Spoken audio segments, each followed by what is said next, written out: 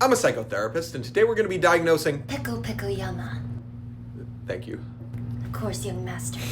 So Peko was abandoned by her parents at a young age and adopted by the Kuzuryu clan, a Yakuza clan in Japan. She was then trained to be the personal hitman for the eventual heir, Fuyuhiko Kuzuryu. Over time, she developed a cold, almost inhuman sort of personality. She gained insane amounts of strength, got really close with Fuyuhiko, and also she really likes animals, although they never really wanted to be around her because of her very intimidating personality. I guess she's so scary that they could just kind of sense it. Now, the interesting thing about Peko is that she doesn't even really see herself as a person. While it can be somewhat implied to be hyperbole so that way she could get Fuyuhiko to win case 2, she actually has stated numerous times that she just sees herself as his weapon. When people insist that she is a person, she keeps turning them down, saying, no, I'm literally just an object. So just going off of my intuition, I would bet that a lot of people would assume that she would have something like depersonalization derealization disorder. Because of her identity being so separated from that of a normal human being, I think it's important to explain why I don't think that she has something like depersonalization or derealization, considering that is like